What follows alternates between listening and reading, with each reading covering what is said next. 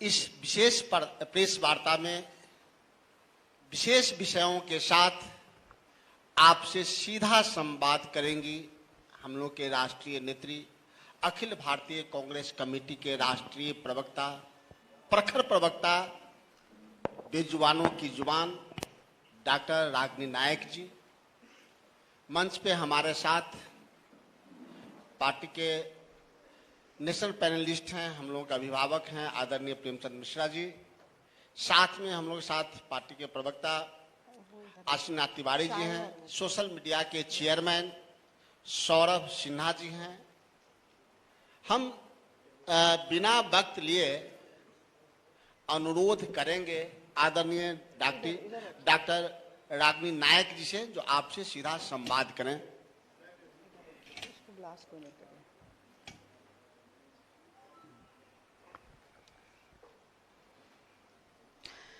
नमस्कार। आज बिहार की पावन भूमि पर आने का सौभाग्य मुझे प्राप्त हुआ और आज एक बहुत ही महत्वपूर्ण विषय पर आप सभी प्रेस कर्मियों को, प्रेस के साथियों को संबोधित करने का सौभाग्य भी प्राप्त हुआ। आज की प्रेस वार्ता में आए मैं हर पत्रकार साथी का अभिनंदन करती हूं, स्वागत करती हूं, इस्तकबाल करती हूं और अपनी बात को इन पंक्तियों के साथ शुरू करना चाहती हूं कि चुनावी भाषण देता है बार बार, चुनावी भाषण देता है बार बार, लगता है जुमलों का सरदार बोलता है, उसे और कुछ आता हो न हो, वो झूठ बहुत शानदार बोलता है। तो देखिए, प्रधानमंत्री बनने के बाद मोदी जी बिहार 53 बार आ चुके हैं, कल फिर आ रहे हैं, मोतिहारी आ रहे हैं। तो शुरुआत वहीं से करूंगी, पर कुछ याद दिला के करूंगी कि जब भी मोदी जी चुनावी भाषण देने के लिए आते हैं, लंबे लंबे जुमले फेंक के जाते हैं, बेबुनियाद दावे, झूठे वादे, बड़ी बड़ी पर खोखली घोषणाएं करके जाते हैं। बिहार अभी भूला नहीं है। 2015 में आरा की रैली में ऐसे और ऐसे हाथ दिखा दिखाकर सबसे बड़ा जुमला फेंक के गए थे बिहार के लिए, 1.25 लाख करोड़ का पैकेज। और वो अंदाज जो था मोदी जी का, वो भी नहीं ना भूले हैं। क्या अंदाज था? बोली लगाने का, बिहार की नीलामी करने का। 75,000 करोड़ करूं कि 80,000 करोड़ करूं, 85,000 करोड़ करूं कि 90,000 करोड़ करूं, और ज्यादा कम तो छोड़ दीजिए, 1.25 लाख करोड़ भी छोड़ दीजिए, 1.25 रुपए का नेग भी बिहार सरकार के खाते में नहीं आया। जैसे कि काले धन की वापसी के बाद जो होनी थी तथाकथित 15 लाख रुपया किसी देशवासी के खाते में नहीं आया। और आज ये हमने यहां पर केतली और गिलास रखा है, तो आप सबके मन में भी और जो आपके माध्यम से हमें देख रहे हैं, ये जरूर सवाल उठ रहा होगा कि आखिर ये यहां पर क्यों है। तो मोदी जी को चाय पर चर्चा करने का बहुत शौक है। हमने भी कहा कि भाई मोतिहारी आ रहे हैं कल, चाय पर चर्चा जरूर होनी चाहिए। तो ये चाय है, जरा चाय निकालिए राजेश जी। तो चाय है, पर ये चाय मोदी जी के वादों की तरह फीकी चाय है। वो इसलिए फीकी है क्योंकि 2014 में आए थे मोदी जी और कह के गए थे कि मोतिहारी की शुगर मिल जब शुरू हो जाएगी तब मैं दोबारा बिहार आऊंगा और वहां की चीनी की मीठी चाय पीऊंगा। तो चाय तो हमने मेहमान नवाजी में रखी है, पर हमने उसमें चीनी नहीं डाली, क्योंकि मोतिहारी की बंद पड़ी हुई शुगर मिल को आज भी नरेंद्र मोदी जी के वादे और 10-11 साल पुराने वादे के पूरे होने का इंतजार है। और वो बंद पड़ी हुई शुगर मिल इस बात का प्रत्यक्ष प्रमाण है कि मोदी रीति सदा चली आई, मोदी रीति सदा चली आई, जो कह जाएं वो कभी ना निभाई। तो आपके माध्यम से मैं बिहार की जनता को याद दिलाना चाहती हूं कि जो वादे पहले पूरे नहीं हुए, आगे भी लंबे लंबे जुमले छोड़ के जाएंगे, वो फेंकेंगे, आप लपेट लीजिएगा, पर विश्वास मत कीजिएगा। और अब एक आप लोगों से जुड़ी हुई बात मैं जरूर कहना चाहती हूं। देखिए, मैं समझती हूं कि लोकतंत्र मजबूत होता है सवाल जवाब से, जिम्मेदारी से, उत्तरदायित्व से। जब सरकार को कटघरे में खड़ा किया जाए, सवाल पूछे जाएं और देश के लोकतंत्र के चौथे स्तंभ को जवाब मिले। लेकिन 11 साल में नरेंद्र मोदी जी ने तो एक प्रेस वार्ता की नहीं, आप लोगों का सामना किया नहीं, कोई सवाल लिए नहीं और जवाब दिया नहीं। लेकिन जिम्मेदार विपक्ष होने के नाते कल मोदी जी के आने से पहले हम 5 बड़े सवाल मोदी जी से पूछना चाहते हैं। और सबसे बड़ा, सबसे प्रमुख और सबसे ज्वलंत सवाल, जो सिर्फ मेरे नहीं, क्योंकि आप भी बिहार के लोग हैं, पटना के लोग हैं, बिहार के मतदाता हैं, ये सवाल आपके जहन में भी जरूर उठ रहा होगा और बार बार दिमाग में कौंध रहा होगा। मैं उसको जुबान देने का काम आज यहां पर करती हूं। तो सबसे पहला और सबसे प्रमुख सवाल यह है कि मोदी जी, आप बिहार में वोट की चोरी यानी कि चुनाव की चोरी क्यों कर रहे हैं? आप बिहार के मतदाताओं के मताधिकार को छीनने का षड्यंत्र चुनाव आयोग से क्यों रचवा रहे हैं? जिस तरह से खुलेआम धांधली, गोरख धंधा, लोकतंत्र की लूट मची हुई है, क्या यह आपको बिल्कुल भी शर्मसार नहीं करती मोदी जी?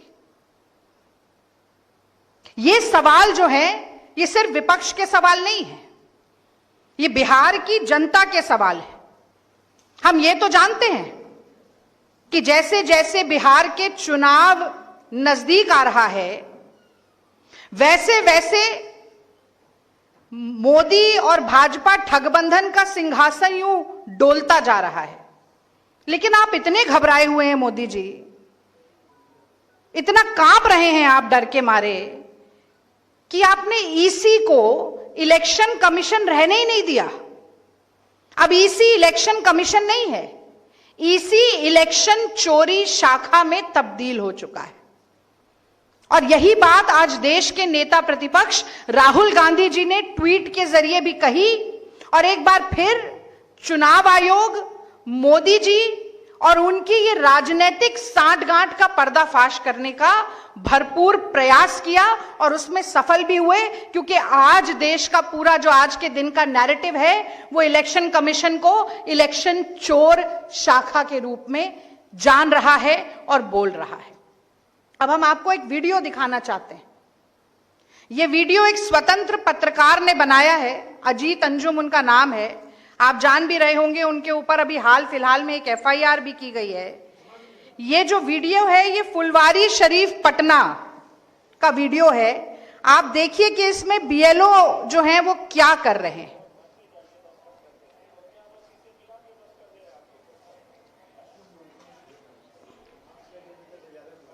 ये स्पीकर आगे रखिए, शायद आवाज हो जाए बढ़िया। उनको कैमरा हिलाना पड़ेगा बार बार।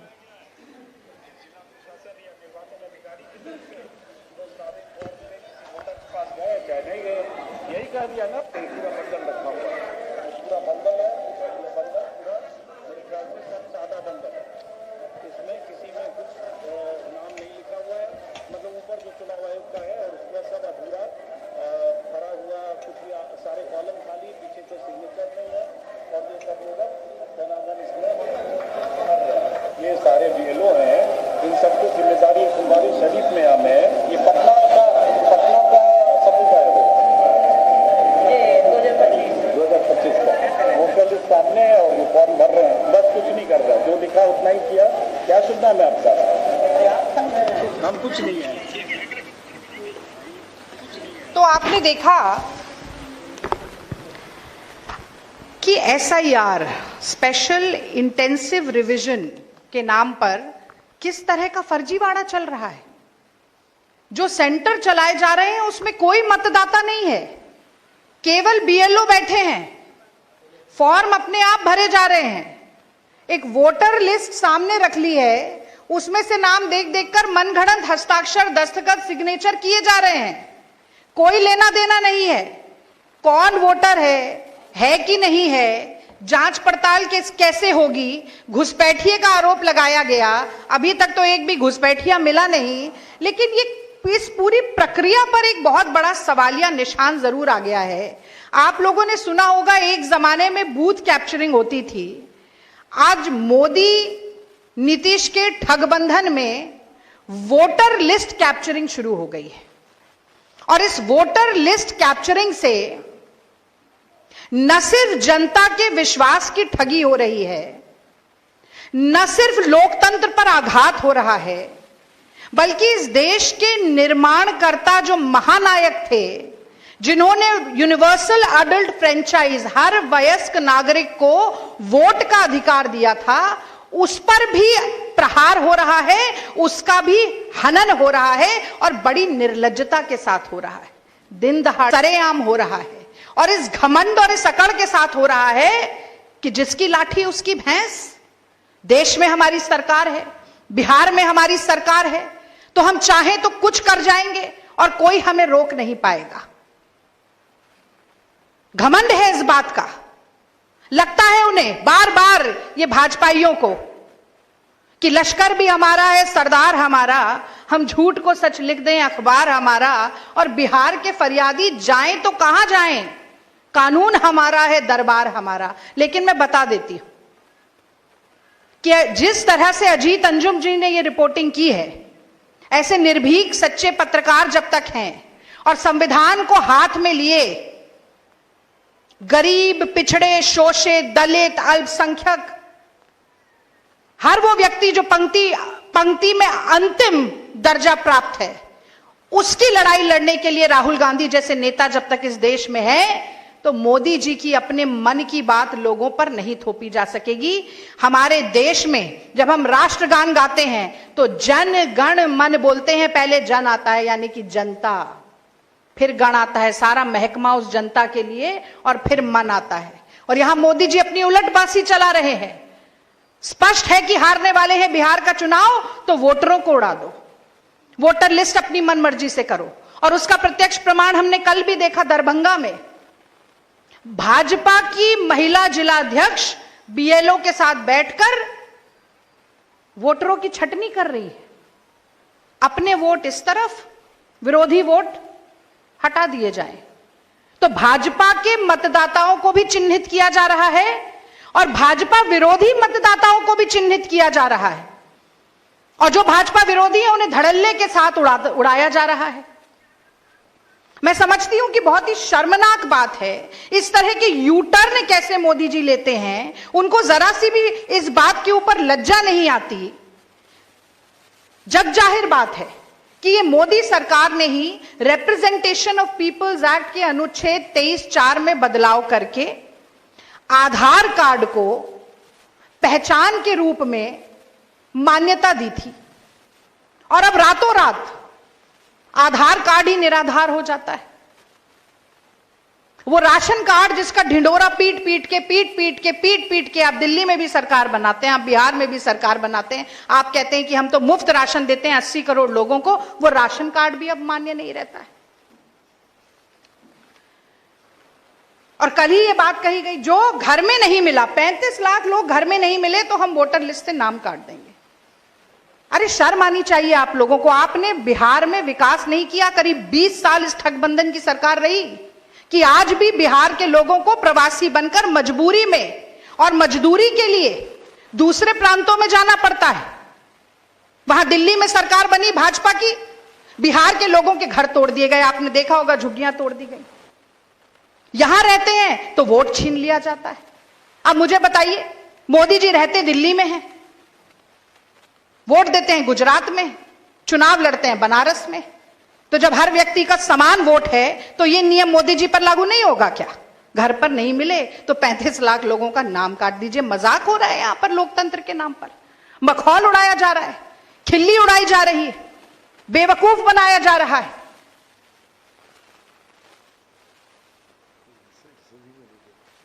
रिसीविंग नहीं दी जा रही है, कोई रिसीविंग नहीं है, कोई रसीद नहीं है, कोई ऐसा कागज नहीं है जिसे दिखाकर ये कहा जाए कि हां हम तो गए थे और हमारी जांच पड़ताल हुई और ये निकल कर आया है। एसआईआर का पर्दाफाश करने वाले पर एफआईआर हो जाती है, पर चुनाव आयोग इन सब बातों का संज्ञान भी नहीं लेगा, मुंह में दही जमा कर बैठ जाएगा, मोदी जी के मुंह पर ताला लग जाएगा। और नीतीश बाबू की तो बात ही क्या करें। और नीतीश बाबू की तो नेतृत्व की क्षमता अब कितनी बची है नहीं बची है, ये तो मैं जनता पे और आपके विवेक पर छोड़ देती हूं। सरकार तो बिहार की अब दिल्ली से चल रही है, दिल्ली का रिमोट कंट्रोल है, और जब से दिल्ली में सरकार है अपराध भी यहां दिल्ली की सरकार चल रही है। अपराध कितना बड़ा है वो अगले पॉइंट पर मैं आऊंगी इसके बाद।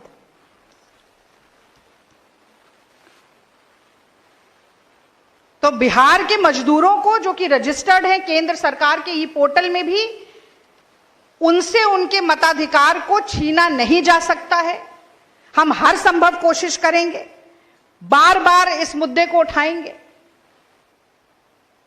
अभी तो हमने आपको एक वीडियो दिखाया, ऐसे तमाम और वीडियो सोशल मीडिया के माध्यम से भी वायरल हो रहे हैं। बहुत से लोगों को प्रेरणा मिल रही है, वो खुद भी जा रहे हैं, लोग निकलकर उठकर आ रहे हैं। तो सड़क से लेकर संसद से लेकर सदन तक ये लड़ाई कांग्रेस की जारी रहेगी। कल मोदी जी आने वाले हैं, उससे पहले मैं उन्हें चेता देना चाहती हूं। और अब मैं दूसरे सवाल पर आती हूं। हमेशा से बिहार के लोगों को जंगल राज जंगल राज जंगल राज बोल के डराया जाता था, जंगल राज आ जाएगा। आज क्या हुआ पटना में?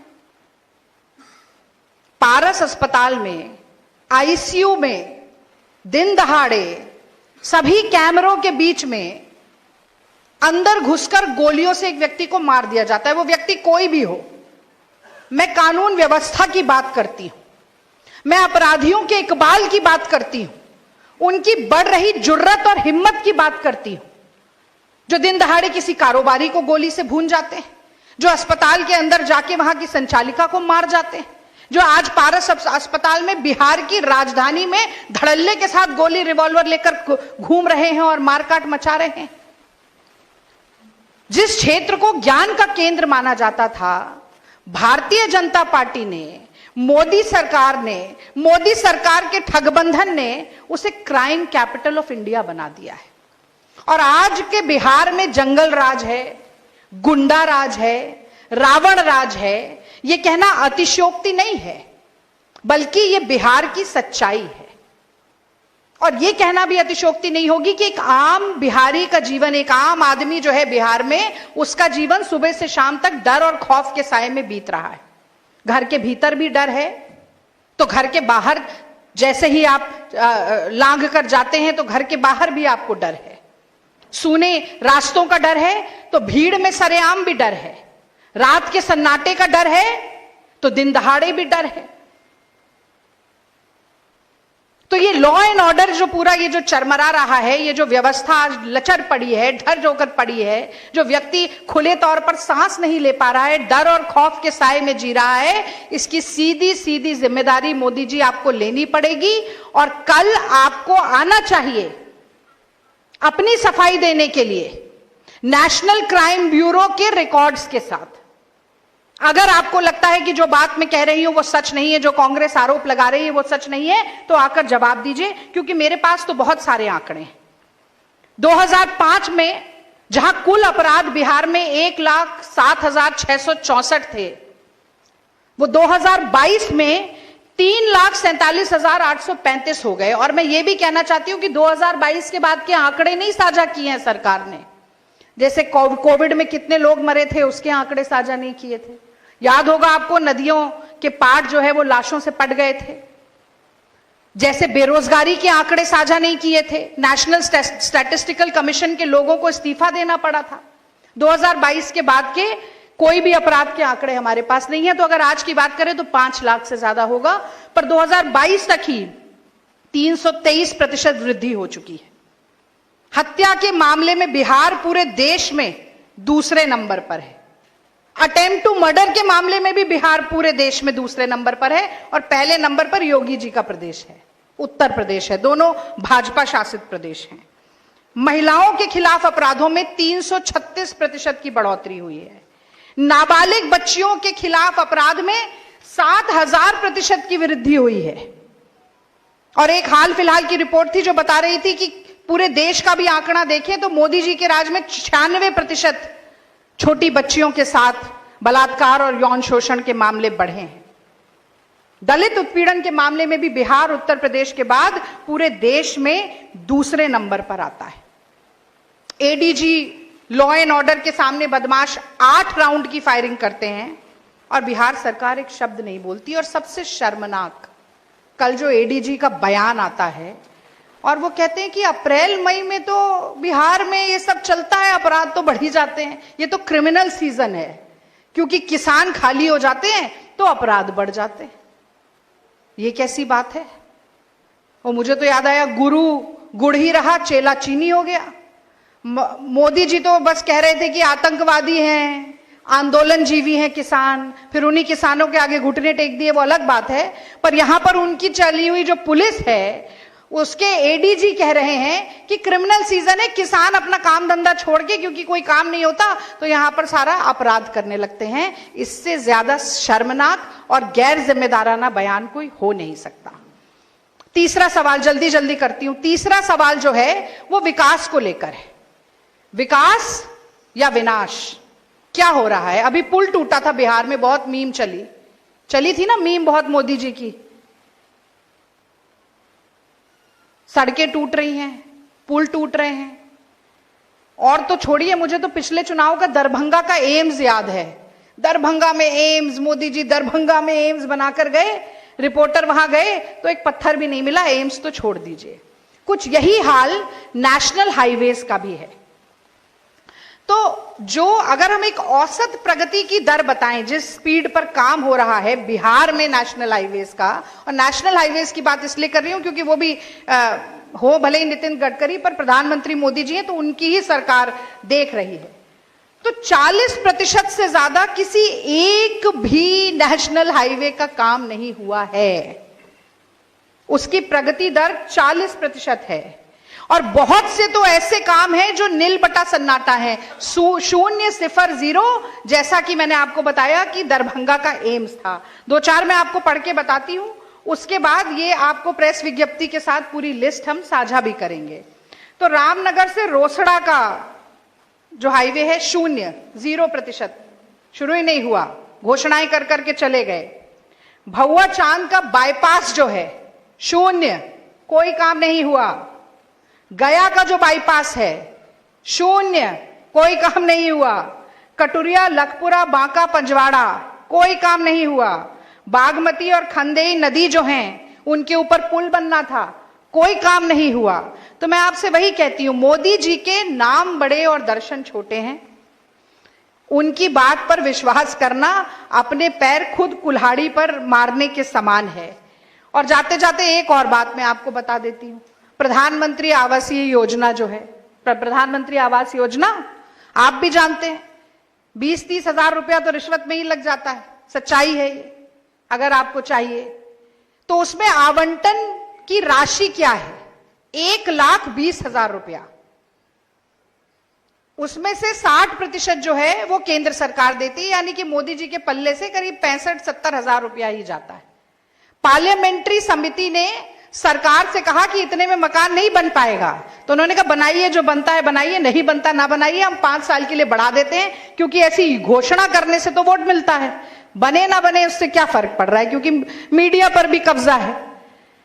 तो मोदी जी खुद तो 10 लाख का सूट पहनेंगे, 1.5 लाख का चश्मा लगाएंगे, 12 करोड़ की गाड़ी में चलेंगे, 8,000 करोड़ के हवाई जहाज में उड़ेंगे, और गरीब आदमी को 1,20,000 रुपए का आवंटन करेंगे मकान का। वो मकान भी कितने बने नहीं बने आपको सच्चाई मालूम है, जिसमें से 40,000 रुपया तो उसे केवल रिश्वत में देना पड़ता है। ये विकास है या विनाश है, ये बात भी मैं आपके ऊपर छोड़ देती हूं। और अंतिम 2 प्रश्न जो हैं वो शिक्षा पद्धति से जुड़े हुए हैं। हाल फिलहाल में ये देखने में आया है कि मोदी सरकार और जदयू सरकार के ठगबंधन ने ये निर्णय लिया है कि अब प्राचार्यों की नियुक्ति लॉटरी सिस्टम से होगी। पर्ची निकाली जाएगी और उससे पता चलेगा कि इस कॉलेज का, इस महाविद्यालय का प्रिंसिपल या प्राचार्य कौन होगा। अब जैसे मोदी जी को आजकल एक और शौक चढ़ा है, ऐसे अक्कड़ बक्कड़ बम्बे बो, जहां उंगली रुक गई वो मुख्यमंत्री बन गया, ऐसे नाम आ रहे हैं ना, वो वसुंधरा राजे सिंधिया जी का चेहरा देखा होगा आपने मंच पर, जब उन्होंने कहा कि कौन बन रहा है मुख्यमंत्री, और जैसे ही पर्ची देखी तो होश उड़ गए उनके। तो मोदी जी अक्कड़ बक्कड़ बम्बे वो कर रहे हैं, तो उन्हें लगा जो मैं कर रहा हूं वो नीचे भी करवाता हूं। तो अब ये प्रक्रिया शुरू हो गई। भाई कितने शर्म की बात है कि ऐसे कोई प्रोफेसर, असिस्टेंट प्रोफेसर एक विषय जो पढ़ाते हैं और दूसरा विषय जिससे उनका कोई लेना देना नहीं, उस विषय के कॉलेज का उन्हें प्राचार्य बना दिया जाता है। कोई योग्यता, कोई अनुभव, कोई स्पेशलाइजेशन, कोई एक्सपर्टीज कुछ नहीं चाहिए। बंदर बांट, कौन पर्ची निकाल रहा है, किसको कहां बनाया जा रहा है, कौन देख रहा है ये सब कुछ जाके। और एक मेरे इसके भी उदाहरण है, आपको पूरे उदाहरण मिल जाएंगे प्रेस की विज्ञप्ति पे, पर मैं 2-4 नाम लेकर बता देती हूं। तो ये है पटना साइंस कॉलेज का उदाहरण मैं एक आपको देती हूं, जो कि पूर्व का कैम्ब्रिज कहा जाता था। इतनी शैक्षणिक गुणवत्ता इस कॉलेज की, जिसके जो प्रख्यात था पूरे बिहार में। वहां के छात्र IIT में गए, इसरो में गए, DRDO में गए, UPSC में उन्होंने अपना परचम लहराया। और ये कॉलेज विशेषकर मध्यम वर्गीय और ग्रामीण क्षेत्र से आए हुए बच्चों, छात्र छात्राओं को पढ़ने का मौका देता था। और आज सूरत हाल यह है कि 2 और 3 जुलाई को 2025 अभी की बात है, लॉटरी सिस्टम से यहाँ की प्रिंसिपल की नियुक्ति की गई। अलका जी, हम उनके खिलाफ कुछ नहीं कह रहे हैं, पर वो गृह विज्ञान यानी कि होम साइंस पढ़ाती थी हाजीपुर महिला कॉलेज में। तो होम के आगे साइंस लगा हुआ है। तो ये जो political science, entire political science, आप समझ रहे हैं ना कनेक्शन, एंटायर पॉलिटिकल साइंस की डिग्री वाले जो हैं वो होम साइंस और साइंस का शायद फर्क ही नहीं जानते। तो क्योंकि होम साइंस में साइंस लगा था, तो उन्होंने साइंस कॉलेज का उन्हें प्रिंसिपल बना दिया। ऐसी वो है ना, हर शाख पे उल्लू बैठा है, अंजामे गुलिस्तां क्या होगा। तो ये कुछ भी मूर्खता चल रही है, लेकिन इससे नुकसान उस कॉलेज का, वहां पढ़ने वाले विद्यार्थियों का, और क्योंकि छात्र शक्ति को राष्ट्र शक्ति कहा जाता है, देश के भविष्य का हो रहा है। इसीलिए ये सूचना आप लोगों के जरिए जनता तक पहुंचानी बहुत जरूरी है, क्योंकि 5 प्रतिष्ठित कॉलेजों में ऐसी नियुक्तियां हो चुकी हैं। गर्ल्स कॉलेज में पहली बार ऐसा इतिहास में हुआ कि महिला कॉलेज में पुरुष प्राचार्य लगा दिया गया। और इसके बाद अब जरूरी इसलिए यह बताना है क्योंकि 13 विश्वविद्यालयों में 115 प्राचार्यों की नियुक्तियां अभी होनी हैं। ऐसे में किस अंधकार में बच्चों का भविष्य जा रहा है बिहार के, इसका अंदाजा भी अभी नहीं लगाया जा सकता। इसको रोकने की जिम्मेदारी जितनी विपक्ष की है, मैं समझती हूं आप लोगों की भी है कि यह मुद्दा चले, उठे और ऐसी मूर्खतापूर्ण हरकतें बंद हों।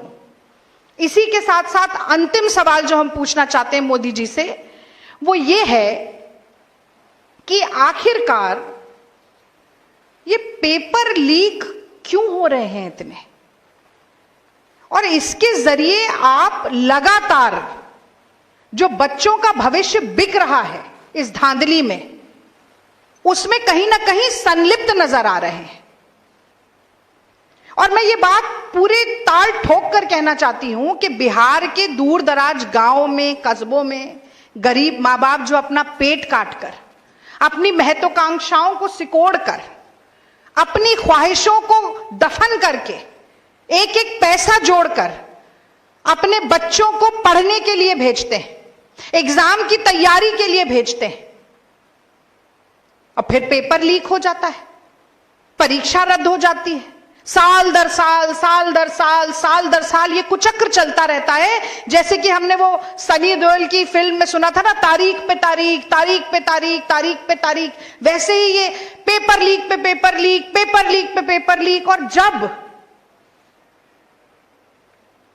उस नौजवान, उस छात्र, उस छात्रा जिसने बरसों तक तैयारी की थी, सुनहरे सपने देखे थे भविष्य के, उनका सपना जब टूटता है तो उनके और उनके परिवारजनों को कितनी पीड़ा होती है, ये समझने के लिए 56 इंच का सीना नहीं चाहिए, एक धड़कता हुआ दिल चाहिए लोगों के लिए, जनता के लिए। 56 इंच का सीना होगा मोदी जी, पर जनता के लिए धड़कने वाला दिल नहीं है आपके पास, इसलिए आप समझ नहीं सकते हैं। 7 वर्षों में 10 बड़े पेपर लीक हुए,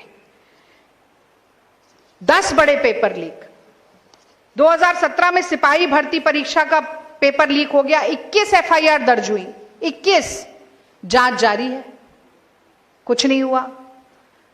कहा जाता है justice delayed is justice denied, पर बिहार में उसका कोई मायना नहीं है। 17 में सिपाही भर्ती का पेपर लीक, 19 और 21 में पुलिस की भर्ती का पेपर लीक, 21 और 22 में उत्पाद विभाग की परीक्षा का पर्चा लीक, ईओयू द्वारा जांच चल रही है। 2022 में बीपीएससी की परीक्षा का पेपर लीक हो गया, फिर 21 एफआईआर दर्ज हुई पर कुछ नहीं हुआ। 2023 में फिर सिपाही भर्ती का पर्चा लीक हो जाता है, 17 के बाद फिर 23 में लीक है। 2023 में नीट का जो बहुत बहुचर्चित भी रहा पर्चा लीक हो जाता है, और आप सोचिए सोशल मीडिया पे लीक हो जाता है, व्हाट्सएप पे लीक हो जाता है। कोई डर ही नहीं है, कोई मन में भय नहीं है कि पकड़े जाएंगे तो क्या होगा। तो कभी कभी तो मुझे ऐसा लगता है कि चूंकि मोदी जी खुद नहीं पढ़ लिख के पास हो पाए, तो इसलिए उन्होंने ठान लिया है कि जहां जहां सरकार बनेगी मैं किसी को पढ़ लिख कर पास नहीं होने दूंगा।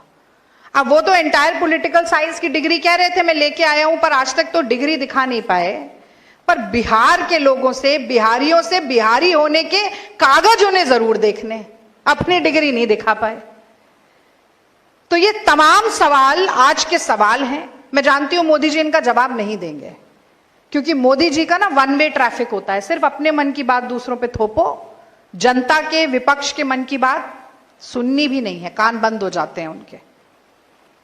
अपेक्षा है कि इन सवालों को गंभीरता से लेंगे, अपेक्षा है कि जवाब देंगे, खास तौर से वोट की चोरी पर, चुनाव की चोरी पर, इलेक्शन कमीशन को इलेक्शन चोरी शाखा बनाने के षड्यंत्र पर कांग्रेस पार्टी सवाल पूछती रहेगी, और अंत में मोदी जी को कटघरे में खड़ा होकर जवाब देना ही पड़ेगा।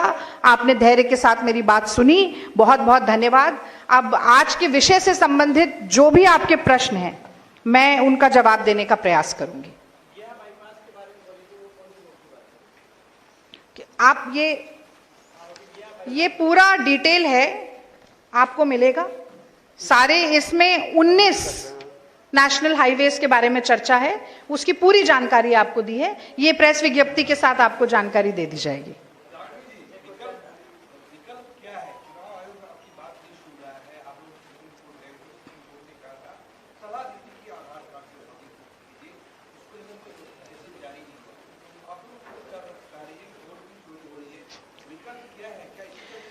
देखिए, राजनीति का विकल्प है सड़क, सदन और संसद, और एक विकल्प और होता है, वो कानूनी लड़ाई है। और जैसा कि आपने स्वयं ये बात कही कि हम वो कानूनी दांव पेच भी करेंगे और जनता को भी समझाने की कोशिश करेंगे कि असल में हो क्या रहा है। क्योंकि राजनीति में विपक्षी को या निरंकुश सरकार को धूल चटाने का रास्ता तो जनता के बीच से होकर ही जाता है। और जिस तरीके के विजुअल्स हमारे सामने आ रहे हैं, जिस तरह की जानकारी हमारे सामने आ रही है, जिस तरीके का फर्जीवाड़ा, धांधली, गोरख धंधा हो रहा है, मैं समझती हूं कि एक पूरी लहर है इस वक्त बिहार में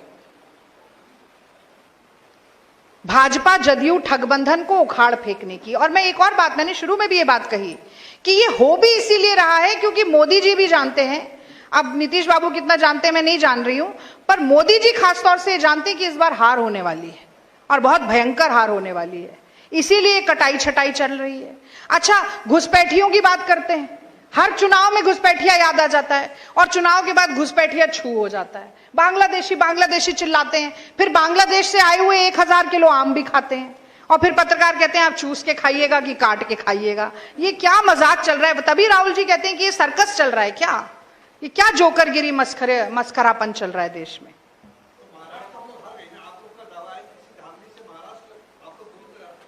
देखिए, उसमें फर्क है, मैं आपको बताती हूं। देखिए, महाराष्ट्र में जब हुआ तब हमें एहसास हुआ कि ये हुआ है और ये वोटर लिस्ट के माध्यम से हुआ है, लेकिन बिहार में जो ये पूरी प्रक्रिया चल रही है उसमें हमने रंगे हाथों पकड़ लिया।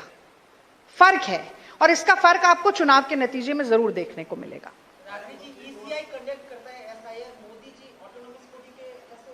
अरे वाह, क्या सवाल पूछा आपने। जैसे ये अघोषित इमरजेंसी देश में चल रही है ना, जैसे सारे सीबीआई ईडी की रेड्स 95% सिर्फ विपक्ष के नेताओं पर होती हैं, तो ये ऐसे कैसे हो जाता है?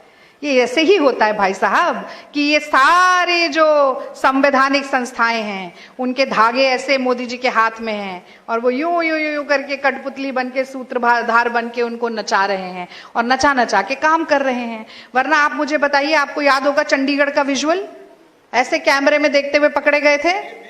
मेयर का चुनाव था और खुद ही स्याही से इनवैलिड वोट किए जा रहे थे।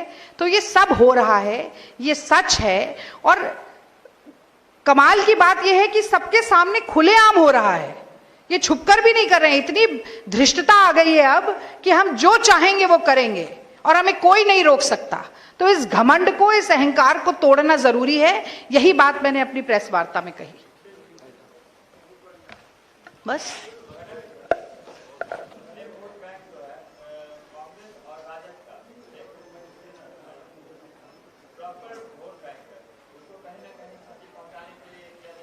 देखिए, मैं तो आज ये कह रही हूं कि हर पिछड़ा, हर गरीब, हर मजदूर, हर प्रवासी, हर हिंदू, हर मुसलमान, हर जैन, सिख, पारसी इस वक्त राजद और कांग्रेस का ही वोटर है और उन्हीं के हमारे लिए ही वोट करेगा, क्योंकि बिहार की 20 साल की ठगबंधन की सरकार ने उसको ऐसे निचोड़ दिया है।